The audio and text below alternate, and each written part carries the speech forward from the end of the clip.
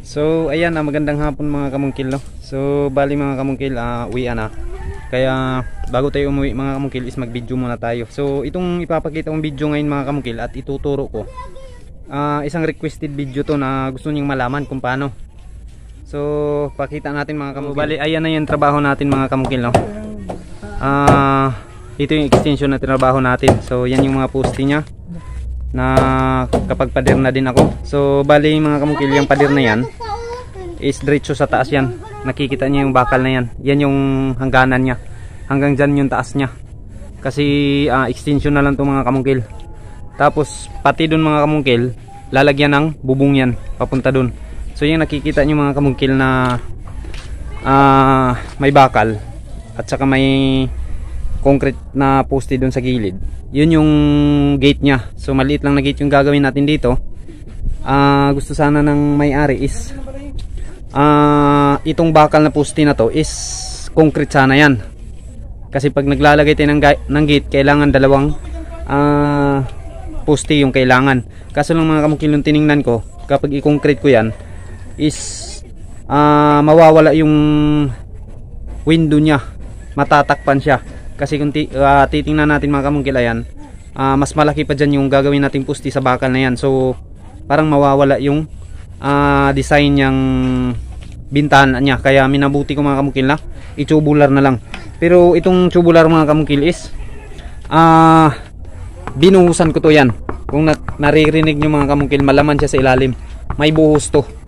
So hanggang dyan papunta sa ilalim yan mga kamungkil, yung tubular na yan, para mas matibay. Pagkatapos mga kamungkil, kung nakikita nyo yan, aalog-alog pa siya. Pero pag lock na yan ng rafter natin mga kamungkil, o trusses natin sa bubungan natin, pang bubungan natin, maging matibay na yan. Tsaka lalagyan ko pa to dito ng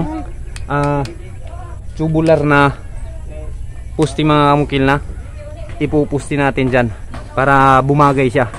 So bali pang 6 na araw ko itong trabaho mga kamungkil.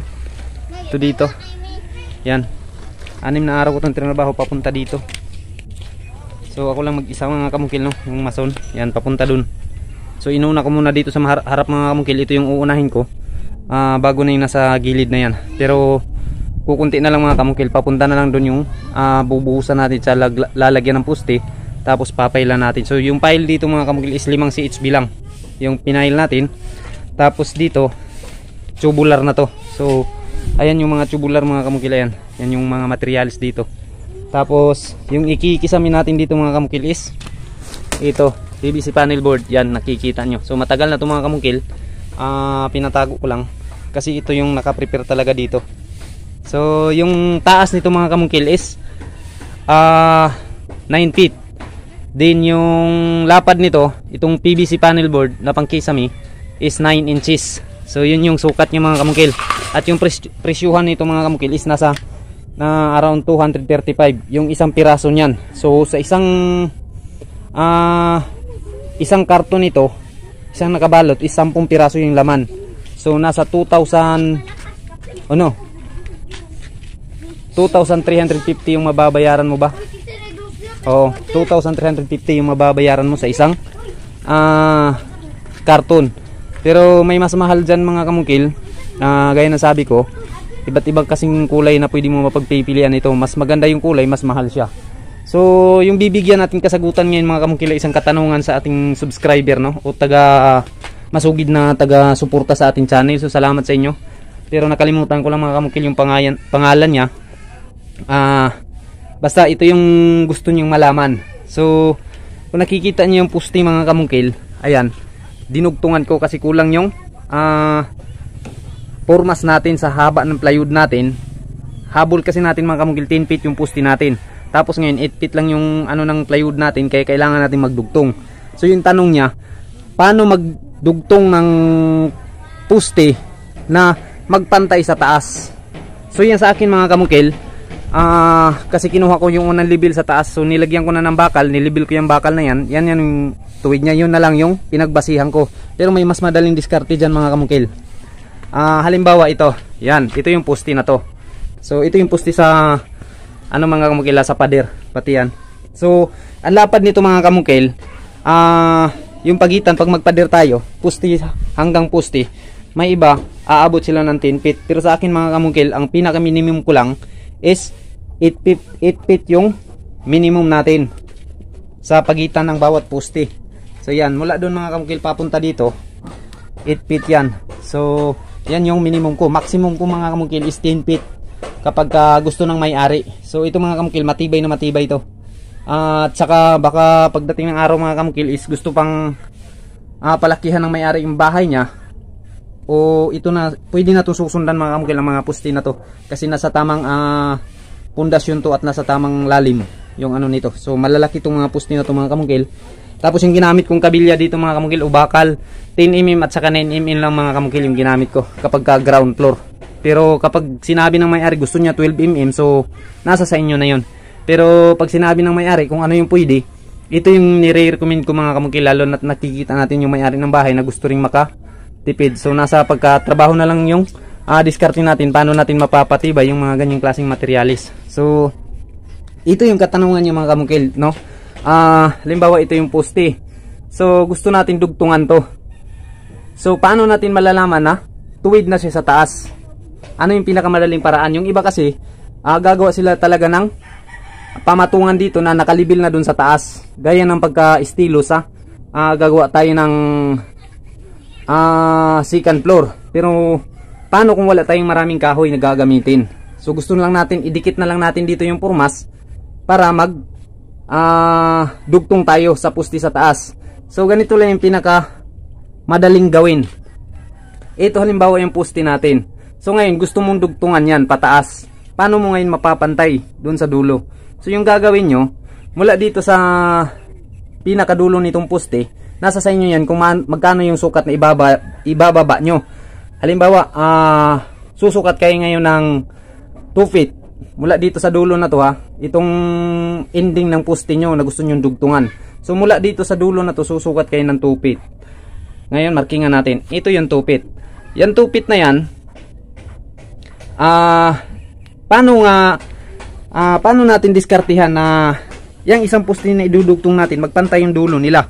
So ngayon, itong sukat mo dito mga kamungkil, itong sukat na to na 2 feet, ilibil mo yan ngayon sa level hose. Dadalhin mo ngayon itong guhit na to dito. So kung saan tumama yung level hose natin mga kamungkil, saan siya magpantay, halimbawa ito yung pantay nya. So ibig sabihin, itong guhit na to at saka yung guhit doon sa kabila is magpantayan. So ngayon mga kamungkil, ang gagawin nyo, dito nyo na lang itatapat yung dulo ng purmas nyo. Dito nyo na lang itatapat yung dulo ng purmas nyo palibot. Ibig sabihin, dahil nakalibil to, ang ending sa taas ng poste nyo is libil din yan mga kamungkil, kasi dito sa baba nilibil nyo. So ganyan yung pagkadiskarte mga kamungkil kapag gusto nyo lang idikit yung purmas dito sa poste na magdugtong kayo kapag wala kayong maraming kahoy. So ibig sabihin, ito nakalibil na to, ito yung kinunan mo ng libil, tapos dinala mo dito sa kabila, ibig sabihin magkalibil yan sila. So kung magkano yung poste na dudugtungan mo, ganun lang yung gagawin mo. Halimbawa, yun, dudugtungan mo rin yun. So ilibil, itong guhit na to, ilibil mo rin doon, dalhin mo yung libil doon. So ibig sabihin, pag tinapat mo na yung dulo ng mga purmas mo dito, kailangan tapat na tapat siya dito mga kamungkil, hindi bumaba, hindi tumaas. Kasi kapag hindi nasusunod ng libil natin mga kamungkil, pwedeng magkaroon na may mataas na parte sa poste mo at may mababa na parte sa poste mo. So kailangan nakapantay siya dito mga kamungkil. So dahil nakalibil to lahat, itong mga guhit na to, at dito mo tinapat yung porma, ibig sabihin, pag nakatapat na yung porma dito, nalagay mo na, ibig sabihin, sa dulo ng poste mo, pantay yan lahat. Kasi dito nakalibil ka. So yan lang yung pagkadiskarte mga kamungkil, no? Na madali lang talagang gawin. Pinakasimple na gawin. Kailangan lang ilibil. So ngayon mga kamungkil, marami ding nagtatanong, paano ba tumingin ng libil hose? Ano ba yung palatandaan na libil na yung hose? So ito, may libil hose tayo dito mga kamungkil, pakita natin. Ayan. Chuy! Yan mga kamungkil, ang kaibigan ko dito na bata. So ito, hirap mag-video mga kamungkil, wala kasing ano. Hanapin natin yung tubig. Yan, kita ba? So ayan, kung nakikita nyo mga kamungkil, yan yung tubig nya. Yan. So ito yung tubig niya. Yan, di ba nakikita niyo yung tubig na yan? So hindi siya magpantay mga kamungkil. Kapag may guhit dyan mga kamungkil, itong isang dulo ng tubig, siya yung itatapat mo sa dulo ng guhit, sa guhit. Tapos ito namang isa, ipapahila mo dun sa kasama mo kung saan yung ililibil nyo. Kailangan yung dulo nitong tubig mga kamungkil na sa hose natin, talagang tumama siya dun sa ginuhit mo. Pagka hindi na siya gumagalaw-galaw mga kamungkil at nagpantay na yung tubig sa guhit mo, ibig sabihin yun na yung libil niya dito sa kabila. Yun yung pagkadiskarte sa pagkalibil mga kamungkil ha. Kailangan bago nyo guhitan itong nilibil nyo, kailangan hindi mo nagagalaw-galaw tong tubig dito sa kabila. Ayan, kailangan steady na yan. Huwag nyo munang guguhitan na gumagalaw-galaw pa yung tubig, kasi ibig sabihin hindi niya pa nakukuha yung tamang libil. Pag hindi na gumalaw yung tubig natin mga kamungkil sa hose, ibig sabihin yun na yung libil niya kapag tumama na sa ginuhit natin na gusto nating i-libil. So ganyan yung pagkakuha ng libil mga kamungkil. Kailangan pumantay yung dulo ng tubig dun sa ginuhit natin, tsaka hindi na siya gagalaw-galaw. Pag hindi na siya gumagalaw-galaw mga kamungkil, na tumama na yung dulo ng tubig sa guhit natin, ibig sabihin yun na yung libil niya. So ganyan yung pagkakuha ng libil mga kamungkil. Ganyan yung pagkadiskarte. So yan lang mga kamungkil, no? At nasagot na rin natin yung isang katanungan. Naway sana mga kamungkil is naway sana idol nabigyan ko ng liwanag yung katanungan mo, no? Kung paano magdugtong ng poste na maglibil lahat yung dulo ng poste natin. So ganun lang yung pagkadiskarte mga kamungkil. So yan, ito na yung natrabaho natin. So bali ngayong araw mga kamungkil, nagpile ako dito at saka yan, tapos nagdugtong ako ng poste, tapos winild ko na yan kasi bukas mga kamungkil gusto ko na mabubungan. So yun yung pagkatrabaho natin mga kamungkil, no? So maraming salamat, no? Mga ka-Ermongs pala. So uwi na tayo mga ka-Ermongs. So sa mga bago pa lang sa aking channel, no, huwag kalimutang mag-subscribe, i-like yung video. Tapos mga kamungkil, kung kayo po interesado sa aking mga video o mga content dito sa ating channel, huwag kalimutang pindutin yung notification bell mga kamungkil, yung maliit na kampana na makikita sa inyong cellphone screen. Pag pindot nyo ng subscribe mga kamungkil, kasi may nagtatanong sa akin bakit daw hindi ako nag-a-upload ng video. So nag-a-upload ako ng video, siguro sa isip ko nag-subscribe lang siya, tapos hindi niya pinindot yung notification bell.